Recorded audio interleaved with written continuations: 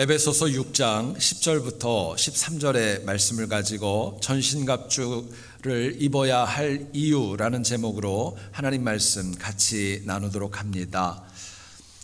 벌은 아주 작고 약하지만 쉬지 않고 일하는 부지런한 곤충입니다.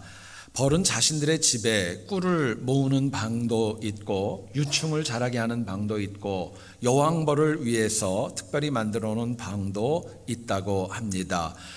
기온이 올라가게 되면은 벌들은 교대로 꿀 앞에서 날개짓을 하면서 꿀이 녹지 않도록 부지런히 움직이는 모습도 보여줍니다.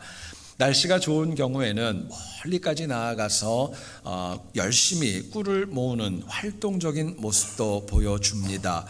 여러분, 이처럼 최선을 다하는 벌의 삶을 통하여서 꽃이 수정되어지고 또 열매도 맺어지게 됩니다. 뿐만 아니라 이를 통하여 우리 인간에게는 꿀과 또 로얄 젤리와 또 프로폴리스 등과 같은 인간을 위해 많은 유익한 생산물들을 제공해 주기도 합니다. 그렇기 때문에 어떤 과학자는 그런 얘기도 합니다. 이 벌의 유익성을 얘기를 하면서 혹시라도 이 벌이 멸종을 하게 되면은 인간이 수년 내에 참 힘들어지고 어려워질 수도 있다 말하기도 합니다. 여러분, 이처럼 작고 연약한 벌도 열정적으로 살아서 우리 모든 사람들에게 자연의 유익을 줄 수 있다면 여기에 있는 우리는 더 열정적으로 살아가야 할 것이고, 그래서 더 선하고 복된 열매를 맺어가야 될 사명이 우리 모두에게 있는 것입니다. 하지만 현실을 바라보게 되면 우리는 세상에서 신실하게 살아가기보다는, 열정적으로 살아가기보다는, 하나님의 전신갑주를 입기보다는 안 입겠다고, 나중에 입겠다고, 남이 먼저 입으면 좀 해보겠다고, 가능하면 나중에 입어보겠다고 고집을 부릴 때가 우리의 삶에 얼마나 많이 있는지 모릅니다. 하지만 우리의 미래와 삶의 열매와 상급은 우리가 열정을 가지고 전신갑주를 입을 때에 분명하게 달라질 수 있다는 것을 하나님은 우리에게 말씀하고 도전해 주십니다. 저희들이 에베소서 이제 끝부분으로 6장을 묵상하게 됩니다. 얼마 전까지만 하더라도 사도 바울은 에베소 교회를 향하여서 부부간의 관계에 대한 이야기를 나누었고 부모와 자녀의 이야기도 나누었습니다. 그리고 종과 주인과의, 주종과의 관계를 말씀한 이후에 오늘 본문 10절을 시작을 할 때 끝으로 라는 단어로 시작을 합니다. 헬라 원어인 투 로이프라고 하는 이 단어는 굉장히 의미가 있는 단어입니다. 결론적으로 얘기를 하면 궁극적으로, 최종적으로 라는 뜻을 가지고 있는 이 단어는 이런 의미입니다. 바울이 에베소를 향하여서 많은 말씀을 했습니다. 그리고 이제 내가 끝으로, 궁극적으로, 결론적으로 내가 하고 싶은 얘기가 있다는 거예요. 그 핵심의 내용이 뭐냐면요, 바로 하나님의 전신갑주를 입으라는 것입니다. 그것을 강조하기 위하여 이 말씀을 계속 이어왔다 그래도 과언이 아니었던 거예요. 여러분, 전신갑주는 헬라 원어를 보면은 파오플리오라는 단어를 씁니다. 로마의 군인이 전쟁에 출전하면서 생명을 보호하고 승리를 하기 위해서 입는 모든 군장을 의미하는 단어입니다. 당시 바울은 옥중에 있었습니다. 멀리 에베소와 떨어져 있었는데 에베소의 영적인 상태가 너무나도 침체되어졌고 연약해져 있는 가운데 그래도 반드시 영적으로 다시 일어나야 되고 승리해야 되기 때문에 그들을 향하여 간곡하게 분명하게 강조합니다. 하나님의 전신갑주를 입으라고 말씀하는 거예요. 문제는 오늘 이 말씀이 에베소 교회에만 주어진 내용이 아니라 사실은 오늘 우리에게도 똑같이 주어진 말씀이라는 사실입니다. 오늘 우리도 반드시 전신갑주를 입어야 할 만큼 마귀의 공격과 또 마귀의 미혹이 집요하고 얼마나 교활한지 모릅니다. 실례로 고린도후서 11장 14절의 말씀과 같이 악한 마귀는 마치 광명한 천사와도 같이 가정하여서 오늘 우리 이 시대를 살아가는 우리를 향하여서 신학적으로, 문화적으로 또 사상적으로 공격하며 미혹하며 다가오고 있기 때문에 그렇습니다. 그럼에도 불구하고 많은 신앙인들이 있지만 우리는 무엇이 진짜 마귀의 공격인지, 이것이 나를 향한 마귀의 공격인지도 제대로 구분하지 못하고 분별하지 못하고 속수무책으로 넘어지는 경우도 얼마나 많이 있는지 모릅니다. 게다가 많은 영혼들이 그래요. 마귀의 공격을 갖다가 심각하게 여기지 않습니다. 과소평가합니다. 별거 아닌 것으로 착각하고 살아가기 때문에 결국에는 무의미한 분쟁에 빠지게 되기도 하고 삶을 낭비하는 경우도 얼마나 많이 있는지 모릅니다. 결국 오늘 많은 신앙인들이 주의를 지킵니다. 많은 교회에서 하나님 앞에 예배를 드리고 있지만 하나님 앞에 온전하게 하나님의 전신갑주를 입고 신앙생활하는 영혼을 찾아보기가 사실은 힘들고 어려움이 오늘의 현실입니다. 실제로 여러분 그래요. 많은 교역자들과 또 많은 믿음의 선진들이 우리에게 하나님의 전신갑주를 입어야 된다 도전을 하면은 우리의 마음에 순종하기보다는, 결단하기보다는 마음에 부담감을 느낄 때도 적지 않습니다. 근데 여러분 잊지 마세요. 인간은 정말 우리보다 훨씬 더 강한 악한 마귀는 우리를 넘어뜨리기 위해서 모든 힘을 모아서 공격하는데, 연약한 우리는 아무런 준비도 없이 그냥 당하고만 있다. 어떻게 우리가 영적으로 이길 수가 있겠어요? 여러분, 우리가 결국은 하나님의 전신갑주를 입어야 될 이유가 있습니다. 살기 위해서입니다. 구원받기 위해서입니다. 그리고 하나님의 은혜를 입기 위해서 반드시 예외 없이 모두가 다 하나님의 전신갑주를 입어야 된다고 말씀을 합니다. 여러분, 여기에 우리가 도대체 왜 우리가 이렇게 하나님의 전신갑주를 입어야 될까? 본문이 주는 교훈과 도전을 같이 한번 나누어 보기를 소원합니다. 첫 번째는 우리가 최선을 다해 마귀를 대적해야 하기 때문에 우리가 하나님의 전신갑주를 입어야 합니다. 마귀의 공격이 강하기 때문에 우리가 전신갑주를 입자는 이야기입니다.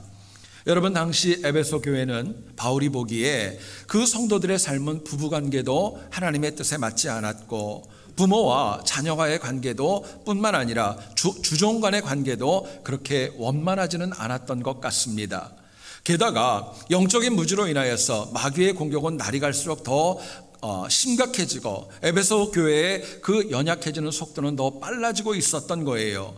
그래서 바울은 로마에 있는 옥중에서 에베소 교회가 마귀와 대적하기 위해서 도대체 무엇을 어떻게 준비해야 될 것인가, 또 마귀가 얼마나 강하게 도전을 하고 그 존재가 과연 무엇을 가지고 공격하고 어떻게 이겨야 될지에 대한 내용을 강하고 구체적으로 언급하고 있는 것입니다. 특별히 여러분 본문 12절을 한번 보세요. 에베소 교회 성도들이 싸워야 될 네 가지의 그런 대상에 관해 이야기를 합니다. 처음에는 통치자들이 나옵니다. 권세자들이 나옵니다. 세상의 주관자들이 나옵니다. 그리고 하늘에 있는 악한 영들이라고 이야기를 합니다.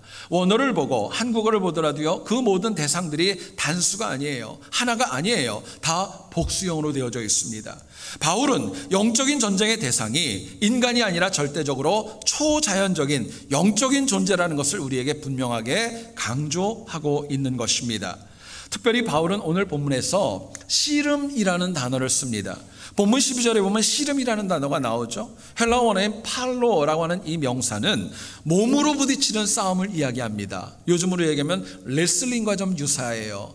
그러나 레슬링은 요즘은 경기이지만 과거의 로마 시대의 이 팔로, 이 씨름이라는 것은 생사를 구분할 때까지 싸우는 경기를 의미합니다. 치열한 싸움을 의미하는 거예요. 혼자 힘으로는 이길 수 없기 때문에 사도 바울은 본문 10절에서 이렇게 얘기를 합니다. 너희가 주 안에서와 그 힘의 능력으로 강건하여지고, 이야기를 해요. 여러분, 우리가 꼭 주목해야 될 단어가 있습니다. 강건하여지고라는 단어예요. 원어를 보면 문법적으로 수동태입니다. 무슨 의미냐면요, 강건하게 하는 대상은 하나님이 해주신다는 거예요. 주어가 하나님이세요. 하나님이 우리를 강건하게 하시고 하나님의 전신갑주를 입는 영혼에게 승리를 주시겠다고 하는 하나님의 약속인 것입니다. 결국 주의 백성은 어느 누구라도 하나님의 전신갑주를 입기만 하면, 입고 최선을 다해 마귀를 대적하려고만 한다면 반드시 이기게 하시겠다는 하나님의 약속이었던 것입니다.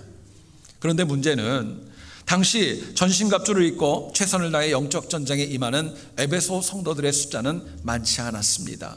오히려 굉장히 드물 정도였어요. 사실은 이것은 그 시대만의 이야기는 아닙니다. 사도 야고보는 야고보서 4장 7절에 이렇게 얘기를 합니다. 너희는 하나님께 복종할지어다. 마귀를 대적하라. 그리하면 너희를 피하리라 말씀을 해요. 오늘 우리는 마귀가 영적인 존재라는 거 압니다. 강하다는 것도 압니다. 그렇기 때문에 우리는 아예 대적하려는 생각조차 하려고 하지를 않습니다.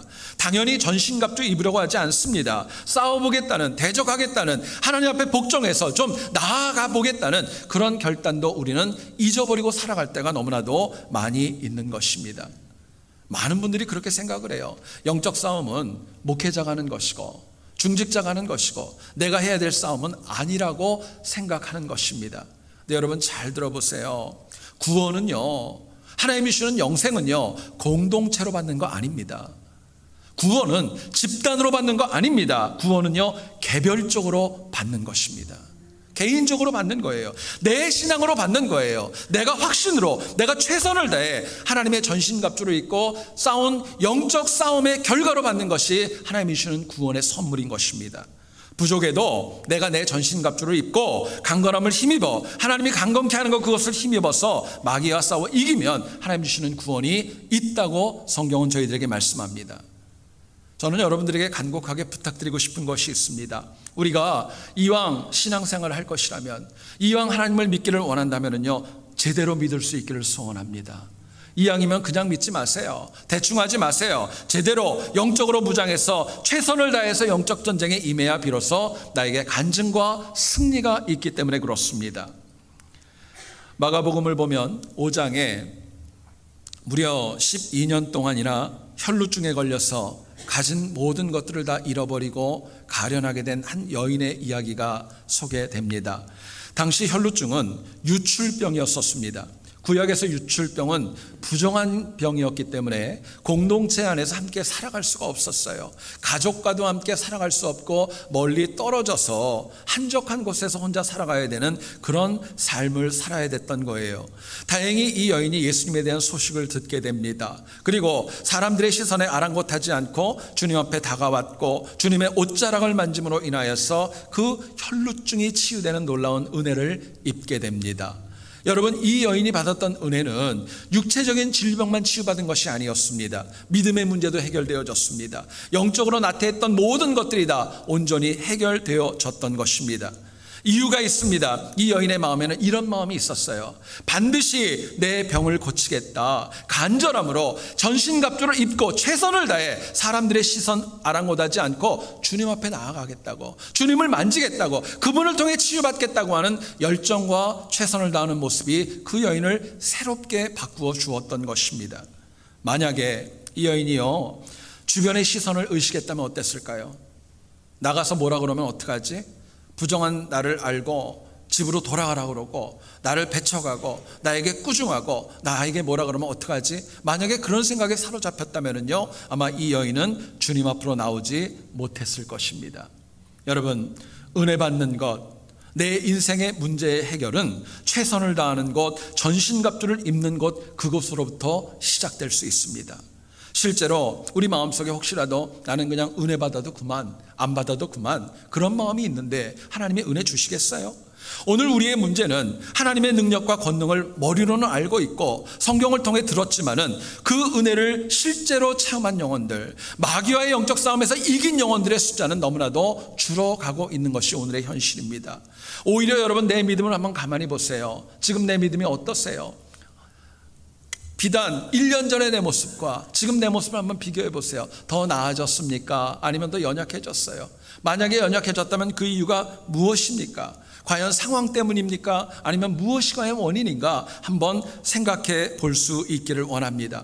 이유는 사실은 딴 거 아니에요. 내가 갈급함으로 최선을 다해 전신갑주를 입지 않음이 문제였던 것입니다. 여러분, 우리가 좀 부족해도 괜찮아요. 나이가 있어도 괜찮아요. 연약해도 괜찮아요. 그러나 우리가 하나님이 주시는 하나님의 전신갑주를 입고 비본질이 아니라 본질을 붙잡고 신앙생활을 할 때에 하나님이 새로운 길을 열어주십니다. 세상이 악하기 때문에 그렇게 얘기할 것이 아니라 악하기 때문에 더더욱 제대로 믿어야 되고 악하기 때문에 최선을 다해 더 영적으로 무장해야 될 필요성이 우리 앞에 있는 것입니다. 여러분, 우리 한국 사람들은 잘 모르는 치유복음 전도자 가운데 오마 카브레라라는 사람이 있습니다. 이분은 굉장한 기도의 능력을 가지고 있고 신유의 은사를 가지고 있어서 이분의 기도를 통하여 많은 영혼들이 치유되는 놀라운 이적이 일어났다고 합니다. 그런데 한 번은 어떤 기자가 이 오마 카브레라를 찾아와서 이렇게 물어보았습니다. 무엇이 하나님의 임재를 불러오는 것입니까? 도대체 당신이 가지고 있는 능력의 근원이 뭡니까? 물어봤던 거예요. 여러분, 카브레라가 이렇게 자신 있게 얘기를 했다고 합니다. 하나님을 향해 최선을 다한 사모함과 경배가 치유와 이적과 승리를 만들어냅니다. 이야기를 했어요. 하나님을 향한 최선을 다한 사모함, 경배가 치유와 이적과 승리를 만들어냅니다. 자신 있게 얘기했던 거예요.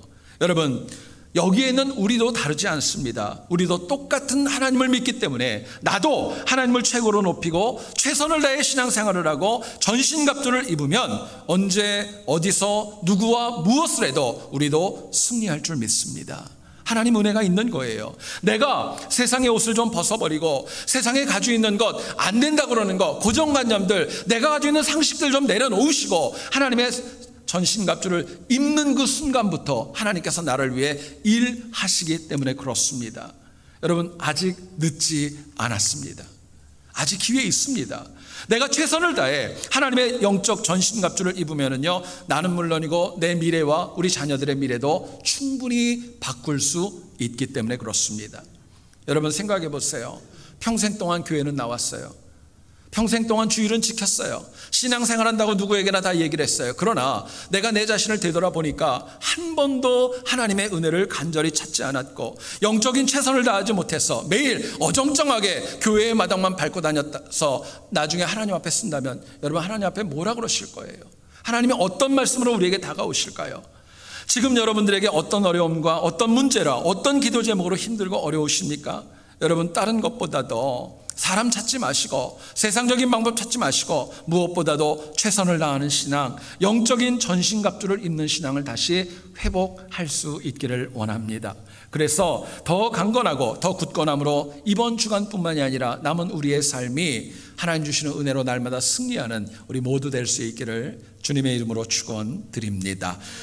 두 번째로 생각할 것은요, 우리가 전신갑주를 입어야 될 이유는 매사에 믿음 위에 굳건히 서야 하기 때문에 입어야 됩니다.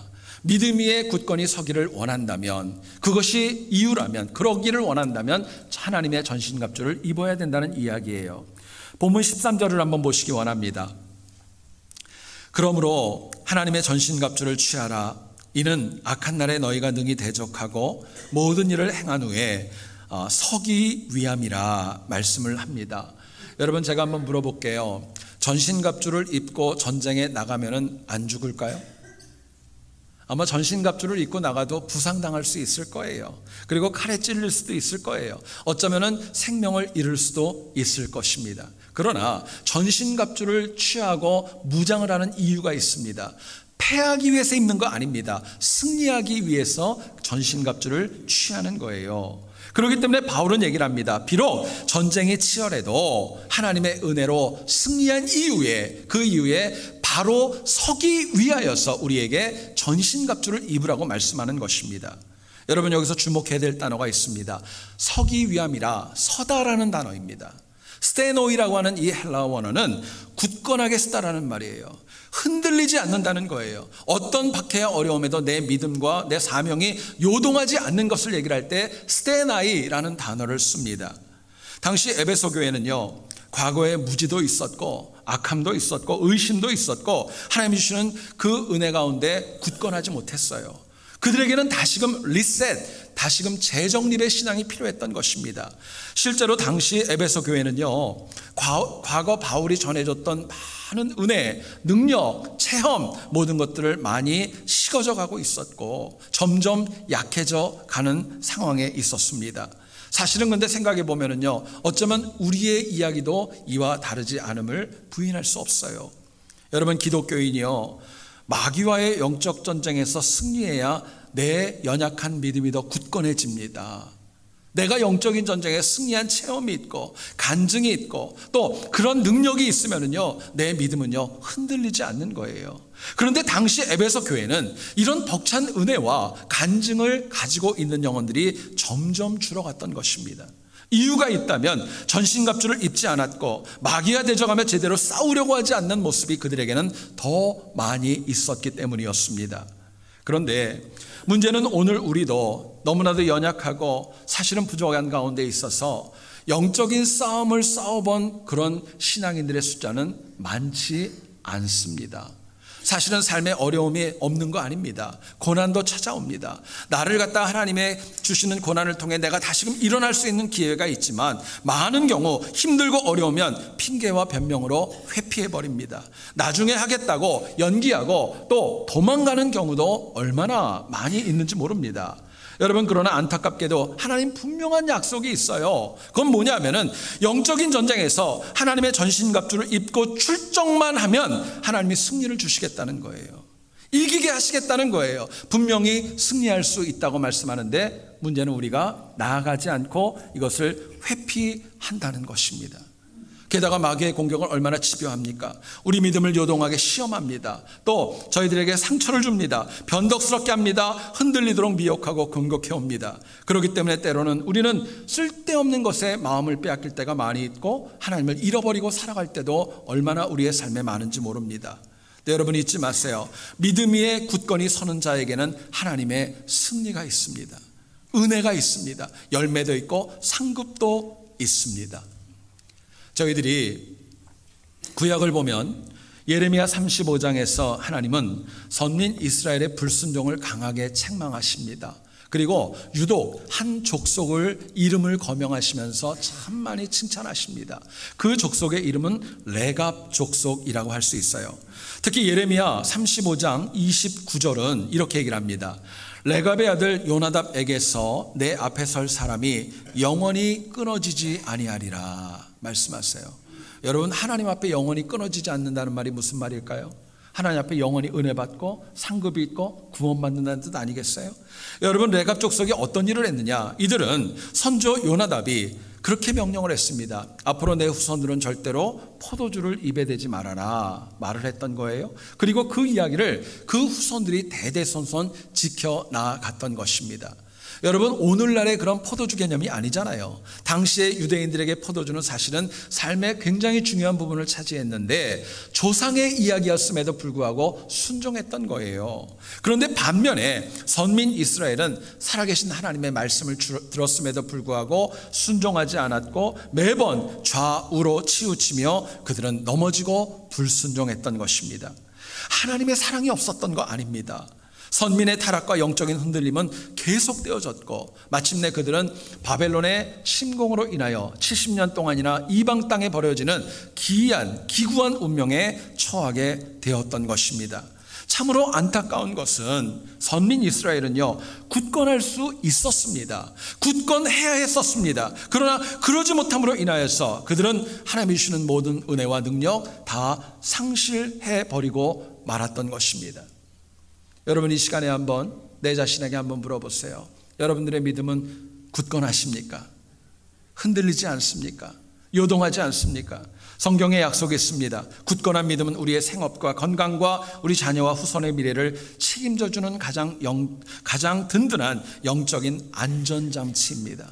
굳건한 믿음은 이 땅에 승리하고 훗날 영생을 얻게 하는 하나님이 주시는 가장 큰 은혜라고 저희들에게 분명하게 약속해 주십니다. 그러나 오늘 우리의 삶을 가만히 한번 보세요. 굳건한 믿음, 요동하지 않는 믿음, 흔들리지 않는 믿음 별로 관심 없어요. 그냥 먹고 사는데 바빠요. 뿐만 아니라 왜 내 믿음이 굳건해야 되는가, 그 이유와 필요성조차도 별로 모르고 살아갈 때가 많아요. 오히려 굳건한 믿음을 가지고 열심히 기도하고 뜨겁고 간절하게 하나님을 찾는 영혼들을 보면 유난 떤다고, 왜 저렇게 믿어야 되냐고 어쩌면 책망할 때도 얼마나 많이 있는지 모릅니다. 또 내 주변에 보면은 굳건한 믿음으로 하나님만 붙들고 살아가는 영혼들이 점점 줄어가기 때문에 내 믿음이 굳건하지 않아도 큰 문제의식 없이 살아가는 경우도 적지 않습니다. 네, 여러분, 굳건하지 않은 믿음은 능력 없습니다.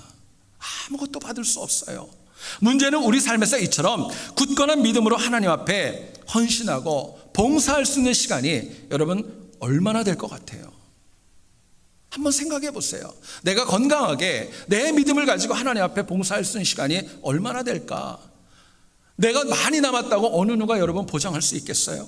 또 어쩌면 지금이 아니면, 지금 내 상황이 아니면 내가 아무리 전신갑주를 입고 굳건하게 신앙생활을 하기를 소원한다 할지라도 그렇게 할 수 없는 시간이 점점 더 우리에게 다가올 수도 있지 않겠어요? 여러분, 세계적인 외과 의사였던 하워드 켈리가 의대를 졸업하면서 그 쓴 일기의 내용이 우리의 가슴을 뜨겁게 합니다. 내용을 보면 이런 내용입니다.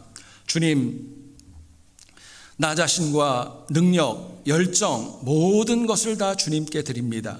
제가 주님께 가까이 가는 것을 방해하는 것이 있다면 세상에서의 그 어떤 성공도 제게 허락하지 마옵소서. 참 놀라운 고백의 기도를 드립니다.